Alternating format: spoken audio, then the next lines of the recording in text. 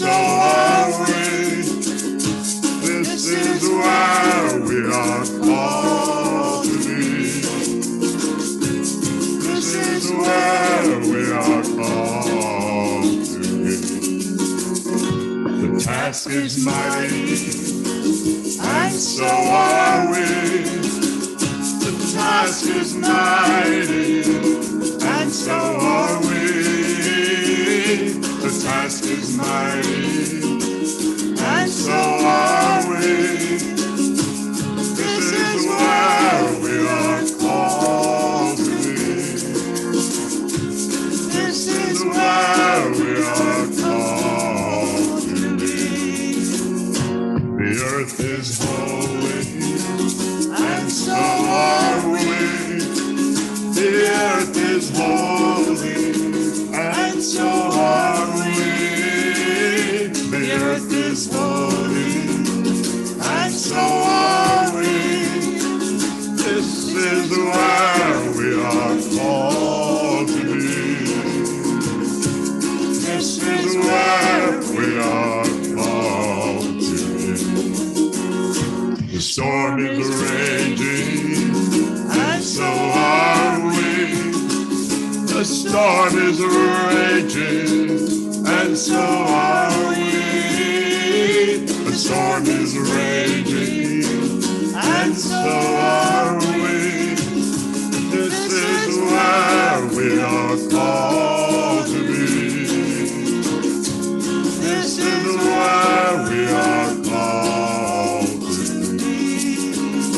The sun is shining, and so are we. The sun is shining, and so are we. The sun is shining, and so are we.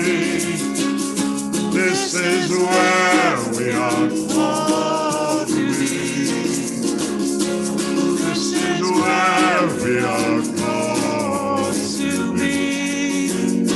The world is ready, and so are we.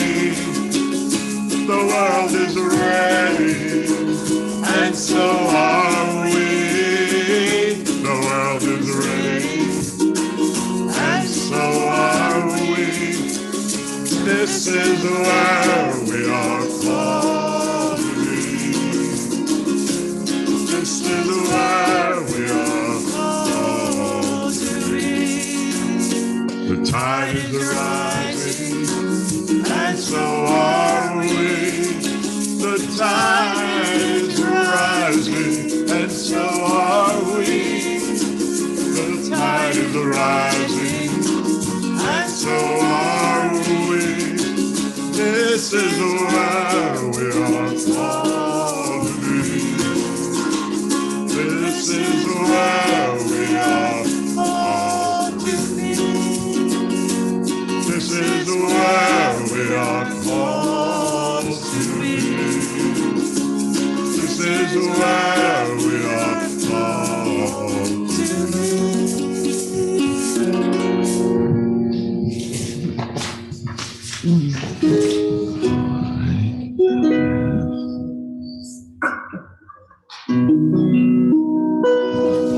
No, wait a minute. I'm doing this.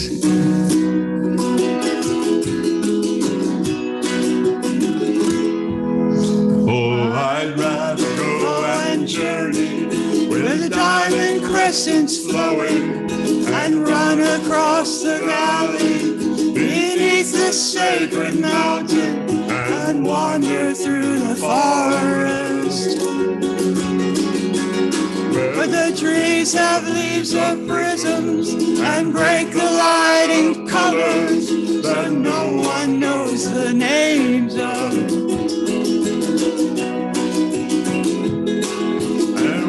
It's time to go and wait beside a legendary fountain till I see your form reflected in its clear and jeweled water. And if you think I'm ready, you may lead me to the chasm where the rivers of our vision flow into one another.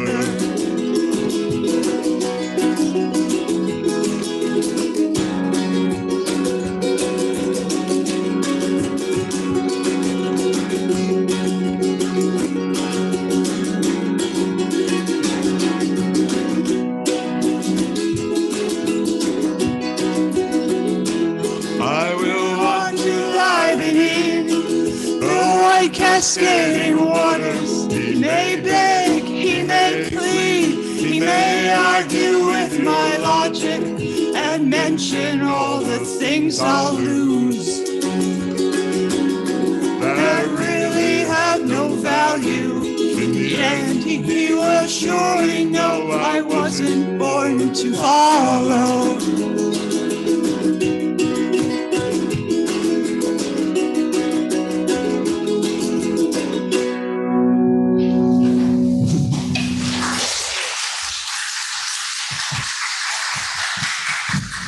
Good morning, everyone. We have to welcome again Rob Landsman and Al LaForge, who will be our musical guests today. Thank you, guys. Note that they are also the UCSI choir. They're the choir today as well, I noticed. Again, welcome everyone to our multi-platform service for the Unitarian Church of Staten Island. We're so grateful to have you here. For those joining us in person, it's wonderful to have you with us. Please be sure to wear your masks throughout the service and to maintain social distancing. During the service, as long as you're wearing masks, you can sing along and join in any responsive readings. Those attending in person are invited to join us in the parish hall after the service for a coffee hour through that door. Please silence your phones. For those joining online, we send special greetings. And we hope that you take a moment to introduce yourself in the chat. After service, you are invited to a virtual coffee hour. So as we prepare for this morning's service, I do have a couple of announcements. One announcement is that, as you may know, one of our longtime members, Harry Hicks, member of this community for many, many years, died suddenly at the end of last month.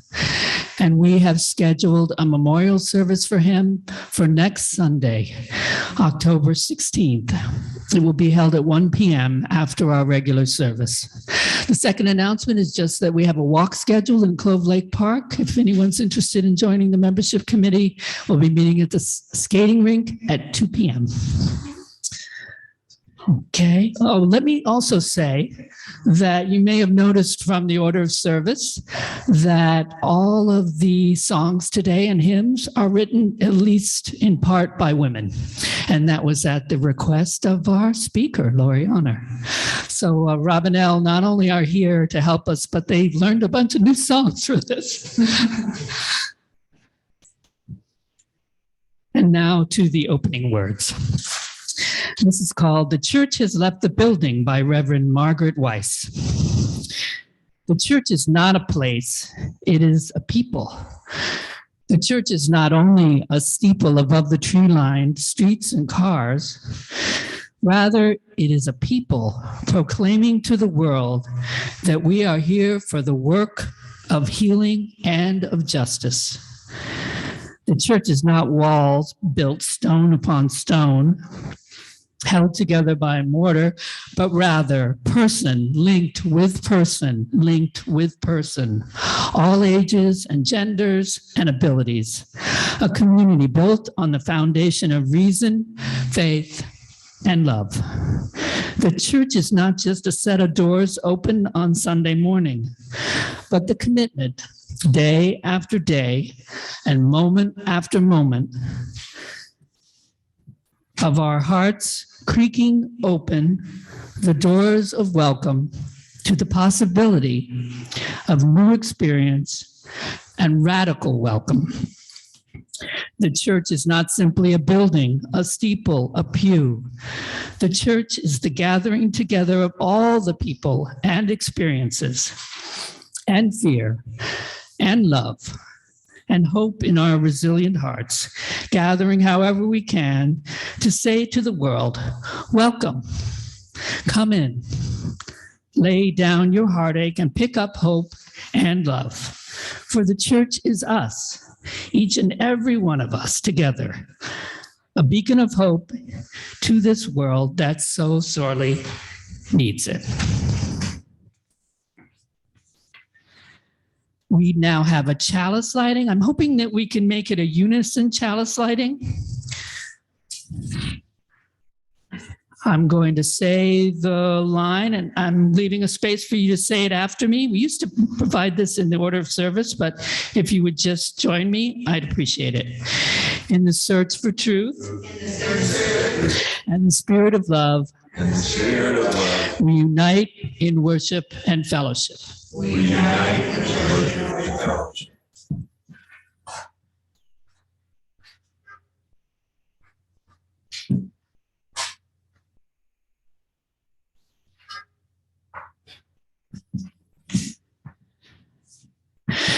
As an extension of lighting our chalice, I will take a moment to light 3 candles and to honor and say the names of a few individuals who have recently been affected by police brutality, knowing that we can't say all the names of those affected.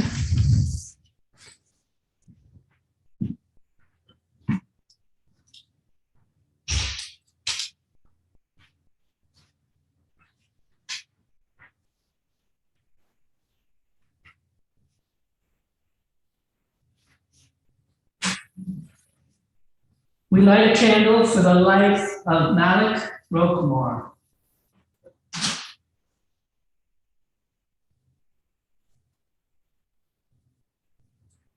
We light a candle for the life of Michael Angelo Gales.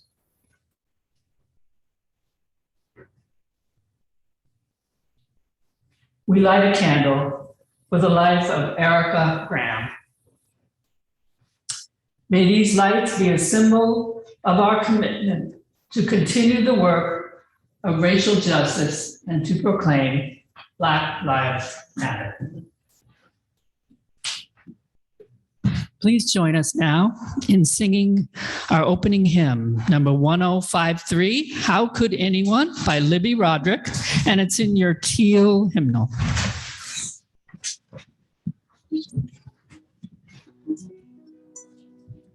How could anyone ever tell you you were anything less than beautiful? How could anyone ever tell you you were less than whole? How could anyone fail to notice that your loving is a miracle? How deeply you're connected to my soul. How could anyone ever tell you you were anything less than beautiful? How could anyone ever tell you you were less than whole? How could anyone fail to notice that your loving is a miracle? How deeply you're connected to my soul.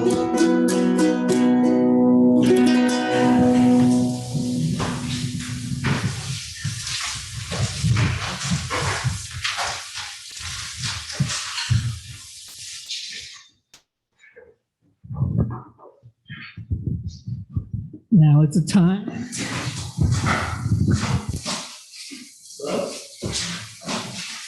Hello? Oh, I did have it. I apologize. Now is the time in our service for joys and sorrows. If you're visiting us for the first time, this is when we would ask you to introduce yourself. For those gathering here in person, we invite you to raise your hand and to stand where you're seated and speak aloud your joy or sorrow. When I give you the mic to speak into, please say your name and share what is in your heart. For those joining us online, we invite you to type into the chat your joys and sorrows. Sally will then read them aloud. We invite you to share what is in your heart.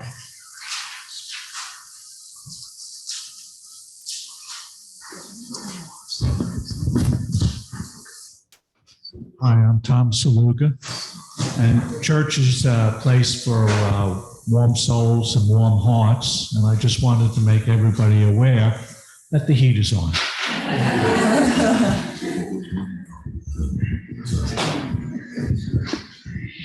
So I tried to call Larry, I'm Kathy, by the way, and I tried to call Larry Schwabacher yesterday, and he answered, but he wasn't feeling well. So if anybody has the time or the energy to give him a call, it would be appreciated.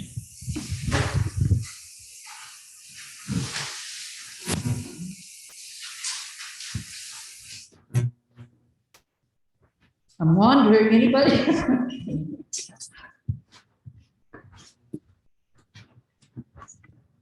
Hi, good morning, I'm Chris. And in the realm of, the trivial, I figure what the heck. I've been waiting since May to get a new refrigerator. It's coming on Thursday. Yay, my refrigerator will stop freezing foods that it's not supposed to freeze in my refrigerator. I'm Juliet. In light of today's, service, I'd just like to say that seeing what's going on in Iran with the young people continuing their protests, despite the crackdown, is really heartening. And I saw some video today of local police marching with the young people. It's always a key turning point, So I have hopes for that.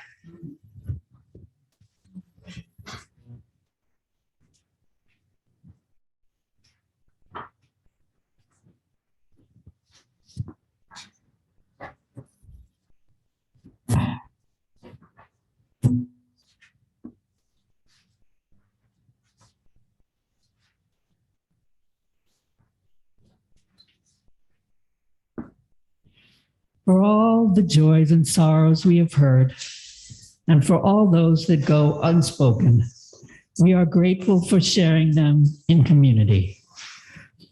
Let us enter into a moment of silence and reflect on the joys and sorrows we have spoken, and on the ones left unspoken that are carried in our hearts this morning.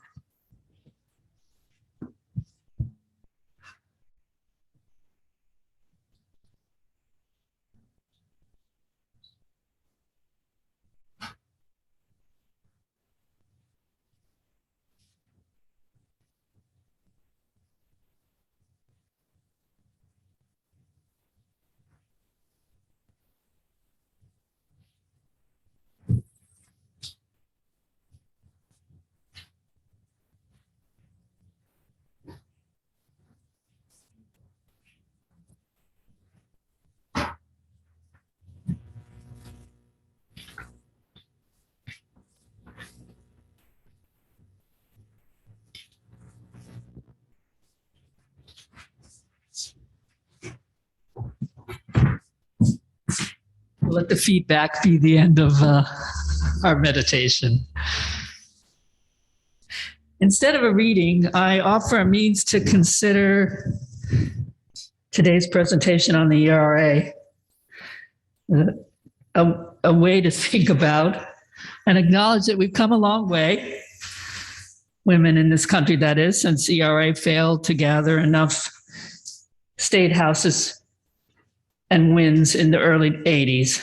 We have to ask ourselves, what more progress would women have made if ERA had become an amendment 40 years ago? Would women still make so much less for every dollar that men make? Would we have waited so long for a still nascent Me Too movement? Would we need for October to be Domestic Violence Awareness Month, knowing that 10 cases of domestic violence are reported every hour of every day in New York City alone? Would the U.S.'s maternal health outcomes be so dismal, especially for people of color? Would women who make up a little more than half of the population and well over half of the electorate still make up only a quarter of federal elected officials? Now, moving from the rhetorical to the concrete, it's now time for the order of service, and we will take our offering. We know it is the gifts of all of us that help support our ability to thrive and to gather.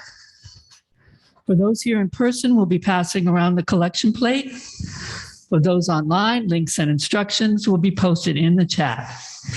You can mail us a check or donate through the PayPal giving page on our website. Please give as generously as you can. Our offering is now being gratefully received.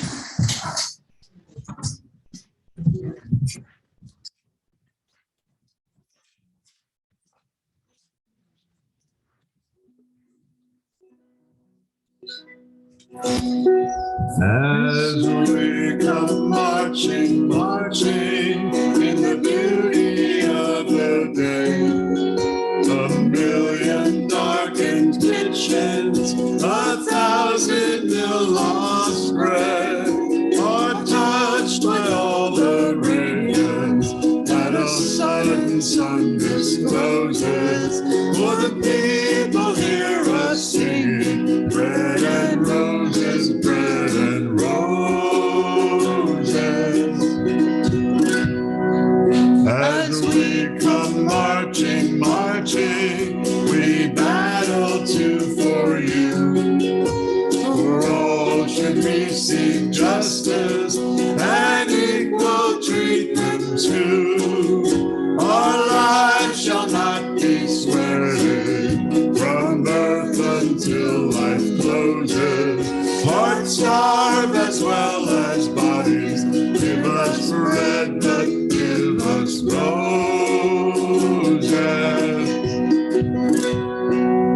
As we come marching, marching, unnumbered women dead, go crying through our singing their ancient call for bread.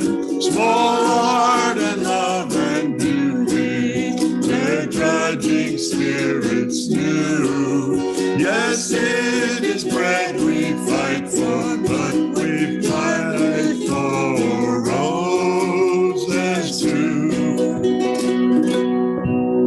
As we come marching, marching, we're standing proud and tall. The rising of the women means the rising of us all. No more the drudge and idler, tend the toil where one reposes, but a sharing of life's glories, bread and roses, bread and roses. Our lives shall not be sweated from birth until life closes. Hearts starve as well as bodies. Give us bread, but give us roses. Hearts starve as well as bodies. Give us bread, but give us roses.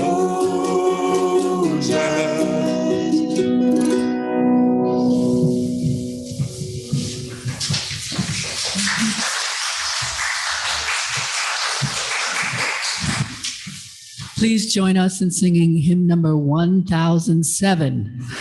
There's a river flowing in my soul, also in the Teal hymn book.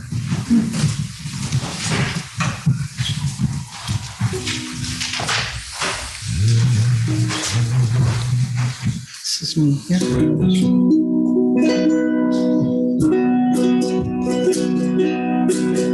There's a river flowing in my soul. There's a river flowing in my soul, and it's telling me that I'm somebody. There's a river flowing in my soul.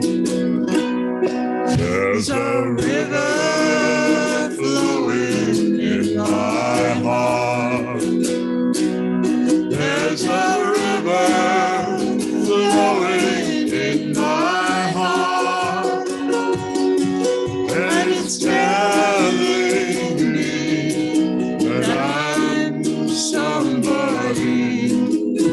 There's a river flowing in my heart. There's a river flowing in my mind. There's a river flowing in my mind, and it's telling me that I'm somebody. There's a river flowing in my mind. There's a river flowing. There's a river flowing. There's a river flowing in my soul.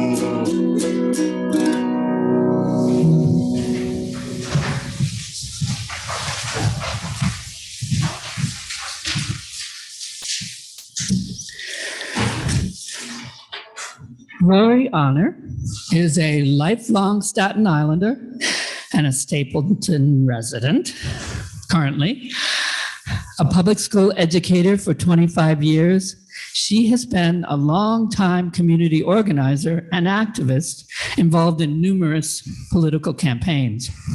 Current activism includes being a founding member of Staten Island Women Who March, working with Virginia Ratify ERA to elect a majority of lawmakers who support the ERA to Virginia's State House in 2018, and making her own bid for Staten Island Borough President in 2021.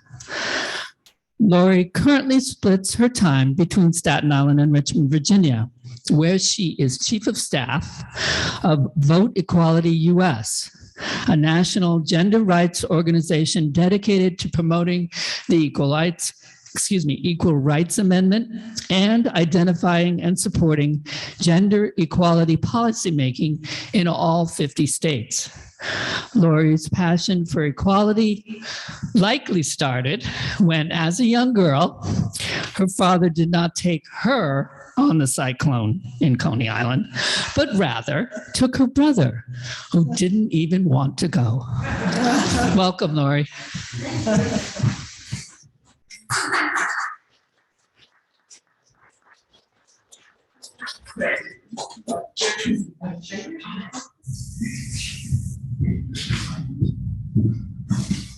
Good morning. It's such an honor to be here. I'm just overwhelmed. Also, If you stand on that thing, you're good. Yeah. is it me? Hi. So I just wanted to say what an honor it is to be here, and I'm really overwhelmed by the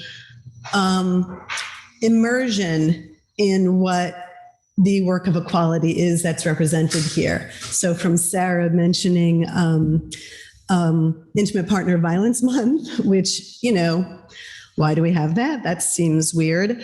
To Juliet mentioning the work that's going on in Iran right now that's led by young women in response to the violence against women there.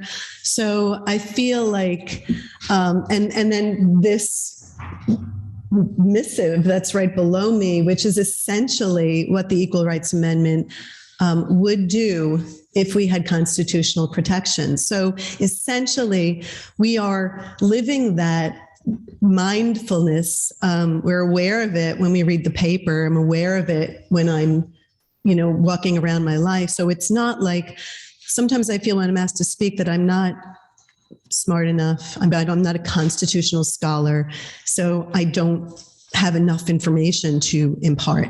But I feel like we're also sensitive to justice, to equality, to identity. And that makes us all experts in what we require of our society. So I'll just talk to you a little bit about how we got here, where we are, and maybe where we're going, and how we can all sort of participate in that process. I use this as a reference, if you can't tell. It's a book that was written by my friend and fellow ERA warrior supporter, Katie Kelly. It was illustrated by Nicole LaRue. These are both queer women Nicole, the illustrator, is also the graphic designer behind all the Women's March identity graphics. And they're both, ironically, living in Utah, where Kate is from, where she is an excommunicated member of the Mormon Church. So she wears that quite proudly. This book, not only, when I was a young girl, not only was I not taken on the cyclone, but when I was a college freshman, I raised my hand in a freshman class of, classic American literature, I think. And I said, well, why is the syllabus? I'm looking at the syllabus. It was September, maybe very early on in the season. And I said, well, aren't there any women writers? Where are all the women writers on the syllabus? And my professor looked at me without missing a beat. He said, there aren't any.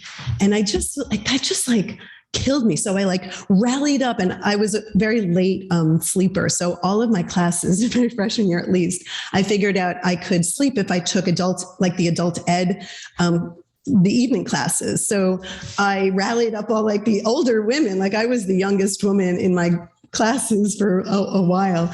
And I was like, do you believe this? How could that be? And he challenged me, and everyone was really riled up over it. And he challenged me. He's like, well, name them. And I'm like, name them. I'm here to you name them, so I feel like when we intentionally add women to our services by asking that we investigate women composers or anything, I'm so touched by not only the depth of which you made me feel welcome in this service, but also what I'm learning just intuitively and by exposure. So I think that that's sort of what the Equal Rights Amendment is. It's something that we all know is right, and I think there's a deep-seated belief that, well, do we really need it? Or there is not a deep-seated belief, but rather an example of the why isn't there a deeper call to action or a more immediate call to action is because there's genuinely, we feel like there's protections for gender identity, for women in particular. We could keep it specific to that, but this is not about, the Equal Rights Amendment doesn't say anything about women in particular. It talks about gender. And now, 100 years after Alice Paul, who knew that we would have different examples and different understandings of gender and gender identity. And that's all part of what the Equal Rights Amendment would and should do. And that's why it's as topical then, now as it was then, and in every iteration that it has been denied over the last 100 plus years. The women who carry the equal rights today are predominantly women of color. The way that it got to where we are right now, which is, it is ratified. It was passed. It is now in the courts because there was a deadline placed on it that was never, it was sort of a prohibition era thing because guys didn't actually want to have prohibition. So guys, meaning lawmakers and probably their constituents, didn't want to sort of get involved in prohibition. So they put an addendum on it, said if you pass it within X amount of time, put a deadline on it. So it was really a consistent, sort of a carryover of a cynical measure.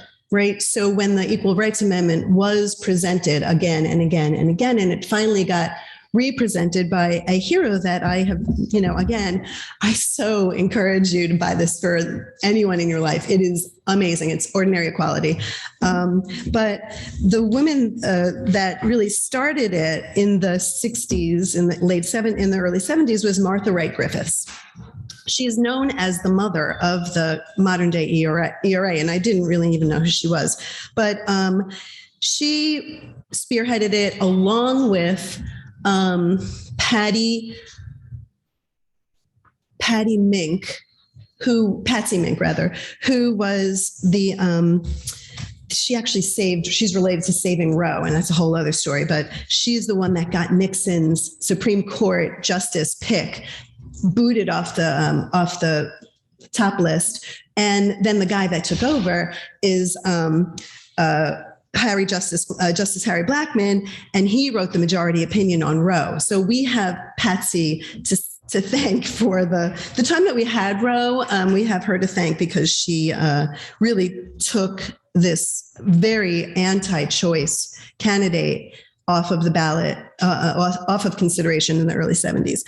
Patsy Takemoto Mink was from Hawaii. She is the one who is combined with Martha Wright Griffiths to get the ERA passed in 72. Martha Wright Griffiths felt like she had to make a consideration or a compromise, and that's how we got the deadline. So like, oh, we'll give you gals, 7 years to get your little, to get your work in order. And then Barbara Jordan, the great Barbara Jordan from Texas, she gets involved. She's always been involved, but she gets involved in putting together, because we didn't get the full states. All the states, like boom, boom, boom, boom, boom, they fell in line. We needed 38 states. We got 30, and then we needed another 8. And so we got another, a little extra time. So we got a 3-year extension of the deadline that Barbara Jordan really spearheaded. So all of these amazing women that, really represented, Patsy Takemoto Mink was the first person of color ever elected to Congress in the 60s. She's representing the AAPI community. Barbara Jordan, of course, from Houston, representing everybody. And now we fast forward to it all going downhill because we didn't ratify we didn't get to the 38th state. Pat Spearman from Nevada gets elected in 16, 18, something like that. She's elected in 2015, actually. She presents the ERA for consideration in the state for Nevada to become the 36th state, sort of get the movement going again. And she is told that she's embarrassing the state of Nevada by a male senator. And he said, one legislator told her she was making Nevada a laughing stock by introducing a relic of the past. This was in 2015. So this is all very current, this derision, this dismissiveness, this, what do you gals want? You already have, title, whatever. If we have Title IX, if we have, the other protections, the civil rights, voter, we know that if it's not enshrined in the Constitution, do we not know now that it can be taken away? So the whole point is that if laws that were on the books were properly enforced, protective laws for gender, for race, for sexual identity, for disability, if they were properly enforced, maybe you're right. Maybe we don't need extra protections like, constitutional equality. But since they're not, and since they are not just not enforced, but now they are being systematically removed and manipulated and misrepresented and minimized and curtailed and all the things that mean diminished and taken away. This is why the ERA is so prevalent and alive right now.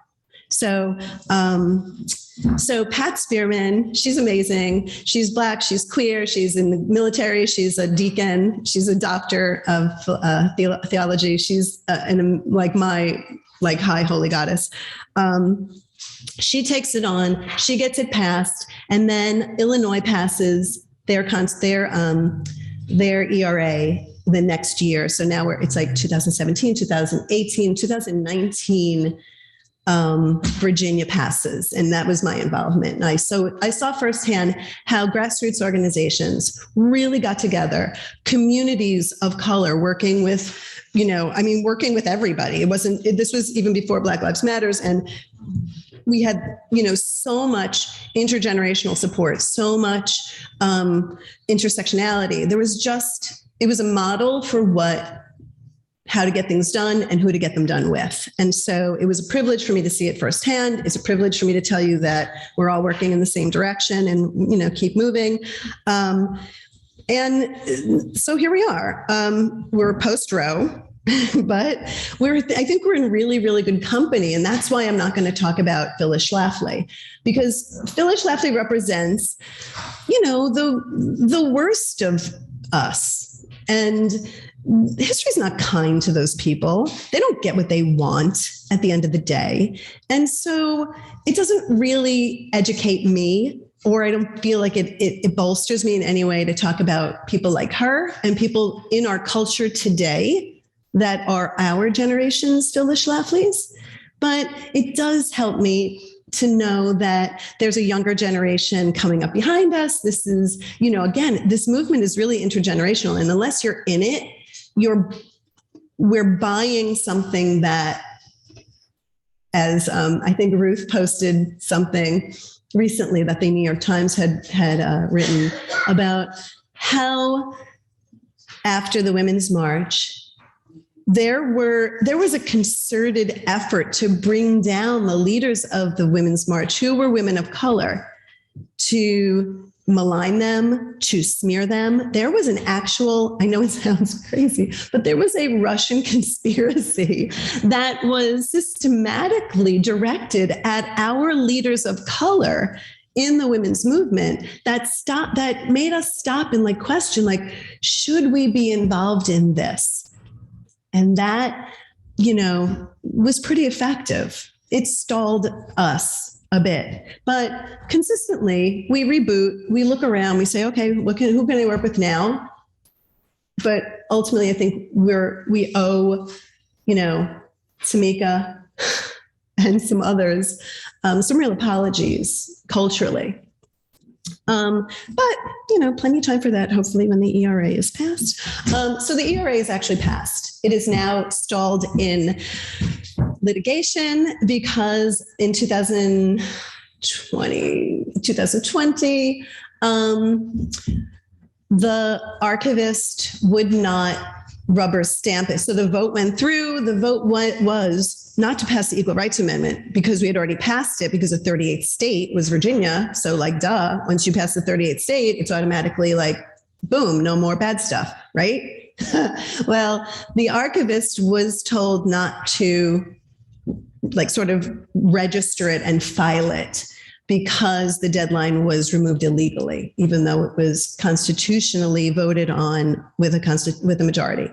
But that because the deadline was passed and we got the 38th state well after the deadline took precedent over the passing of the ratification of the 3 new states. And that was called the 3-state, oh my gosh, why can't I remember it? 3-state strategy, which is there was a whole strategy about passing the ERA, which was, do we start all over and just try and ratify? There were 5 states that wanted to rescind their original vote on the ERA, which is definitely unconstitutional and cannot be done. But if we started over again, we would have to, essentially start all over again. So there were 2 schools of thought. One was the 3-state solution, which Pat Spearman adopted. She got Nevada passed. Then Steve Anderson, a Republican lawmaker in Illinois, he spearheaded the ERA in Illinois. I believe he's since backed off because he's not a big abortion fan. But we're going to just, he's a broken clock that's right twice a day in my book. And then Virginia, when we ratified in 2019, it was supposed to be done. But because the archivist was told by a previous administration's attorney general to not pass the Equal Rights Amendment, because it would really mess up the master plan of rolling back Roe, which was on their minds for the last 40 years. So since the mid 70s, early 80s, that has been a systematic plan for a particular point of view. Even though the Equal Rights Amendment would do so much more than repro rights. But there's no even, it's like and, right? We need both. So here we are, we're still in litigation. We have, my organization, Vote Equality US, has actually published a constitution with the 28th Amendment included because we believe we have passed the Equal Rights Amendment and we want to spread that word. So how's your equality doing, everyone? So that's sort of where we are right now. But in post-Roe, who would have thought, this is a back burner issue. Women's rights, equal rights, gender nonconforming people, trans rights, that's back of the line stuff. But now, since June, this is top of mind and everybody's saying it out loud. So it feels like there's a freedom to, there's an organization that I work with called Shout Your Abortion. There's the Yellowhammer Fund in Alabama that is working with primarily women of color who are, working as allyship and providing access. There are so many organizations, the Abortion Liberty Fund, which is essentially using the internet and the post office to make sure that people can have telecommuting health, right, to provide their healthcare needs through our modern, you don't have to go to a hospital. So the access is going to always be there. I believe that there's going to be not just subversive behavior, but out and proud behavior that makes sure that we in a post-Roe society take care of people who require not just medical abortions, but access to any sort of reproductive health care that they require, and the decriminalization of, pregnancy losses. This is a big thing. This is not happening in a faraway place that is made up in Gilead. This is a place that we live in, that New York being a sanctuary city that will be a destination for people seeking proper healthcare or appropriate healthcare and autonomous healthcare. We have an opportunity to change our own constitution soon, and that's something that we should be involved in and getting to know more about. I know that I could talk. I'm really geeky about this, so I don't want to get in the weeds on what else is going on, but Nevada is top of mind because they're voting on their constitution. If anyone wants to talk to me more about that, I have information in coffee hour about how we can help Nevada this November. And then going into our legislative session, New York State, under the stewardship of Assemblywoman Seawright. I know that she's been sponsoring this bill for a number of years, and I don't know who else is sponsoring it, but this is New York State just voted on the ERA to get it out of committee, to get it on the ballot for us to vote on in the next legislative session. So surprise, surprise, New York State has not ever passed the Equal Rights Amendment. So yeah, hi, welcome to, this is what, because you think you have equality, right? We think we're so progressive. And it's well, why do we need it if we have all these other protections? Or why do we need it if we are considered a liberal community? Or we always vote Democrat. The Democrats will take care of us, or the Democratic Socialists will take care of it. The fact of the matter is if it is not written and enshrined into law, we know what can happen. And this is why this is so essential. This is such essential work. It's so exciting. It's such exciting work. It reflects on history. It reflects on current patterns of what's happening, and it prevents other things from happening. It adds, I don't want to say prevent, it adds protections to all of our citizens, whatever their status. So I thank you so much for your interest in this topic. If you want to geek out with me later, let's have coffee. Thank you so much.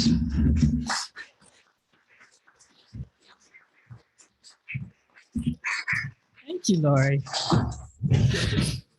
Please join us now in singing our closing hymn. It's number 170, appropriately titled, "We Are a Gentle, Angry People" by Holly Near, and it's in your gray hymnal. So give them a The chance. gray one.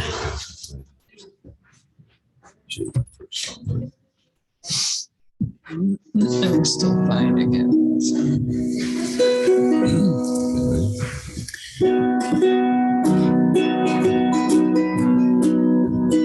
We are gentle and green people, and we are singing, singing for our lives.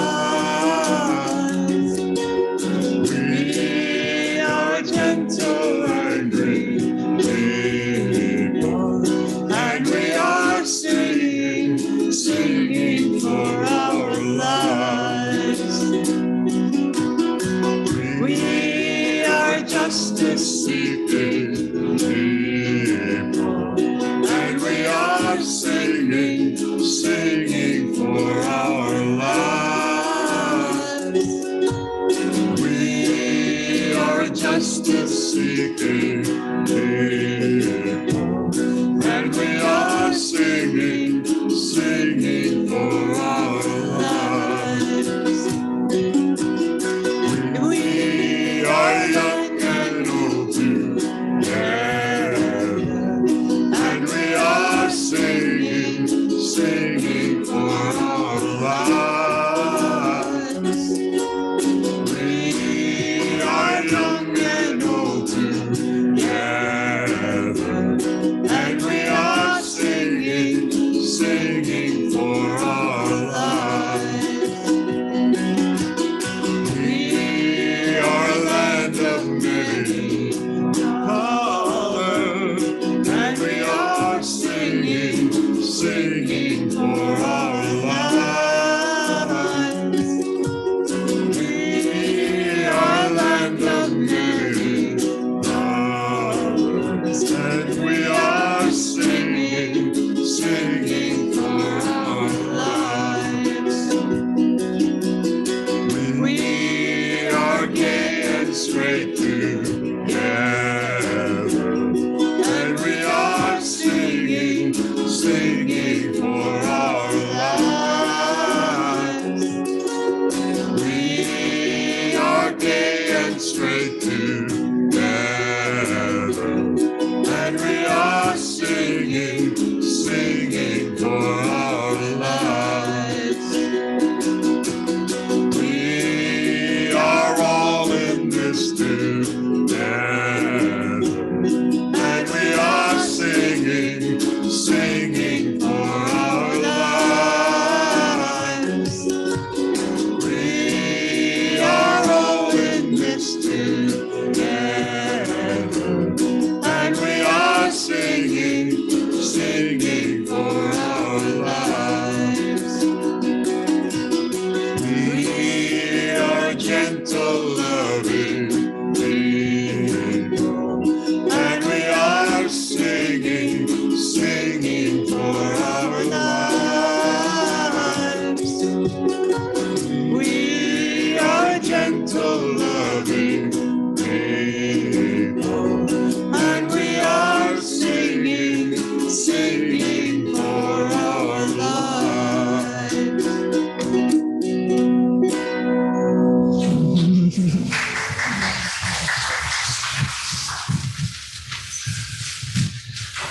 Again, we're going to do the extinguishing of the chalice as a unison, or actually a repeating extinguishing the chalice. So I will say a line and I ask you to repeat it after me. We extinguish this flame, but not the light of truth, the warmth of community, or the fire of commitment. For these we carry in our hearts until we are together again.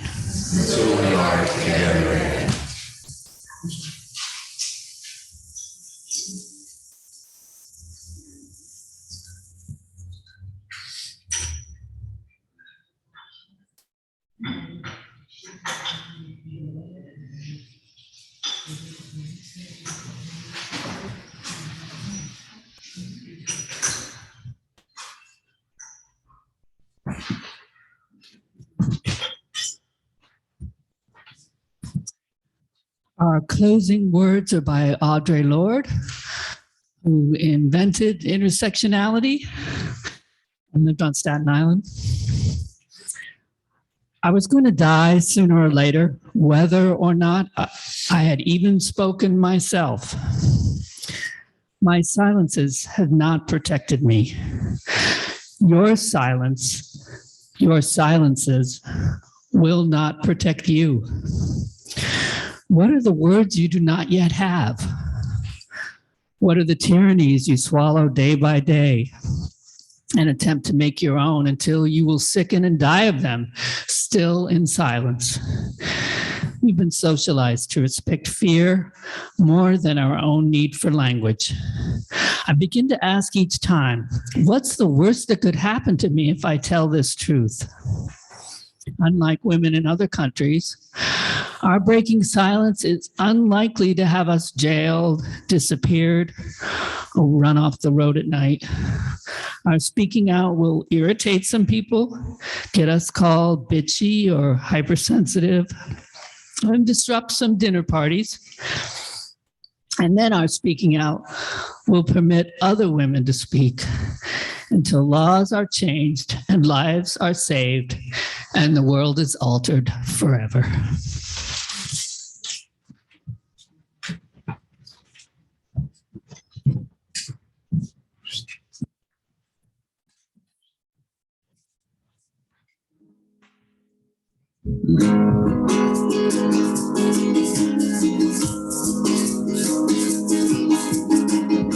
Way back when, in the beginning of time, man made the fire, then the wheel.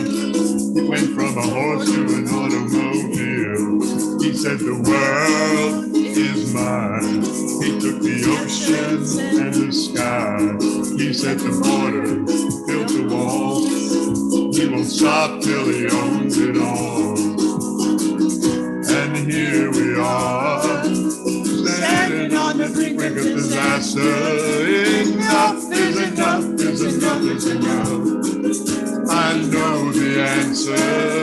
Put a woman in charge. Put a woman in charge. Put a woman in charge. Put the woman in charge. Time has come. We've got to turn this world around. Call the mother, call the daughter. We need the sisters of mercy now. She'll be a hero, not a fool. She's got the power to change the rules. She's got something that men don't have.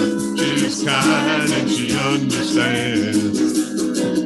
So let the ladies do what they were born to do. Raise the vibration and make a better world for me and you. Put a woman in charge. Put a woman in charge. Put a woman in charge. Put the woman in charge. Hallelujah. We're gonna feel the magic when the girls take over. It's gonna be fantastic. Put a woman in charge. Put a woman in charge. Put a woman in charge. Put the woman in charge. Put a woman in charge. Put the woman in charge. Put a woman in charge. Put the woman in charge. Put a woman in charge.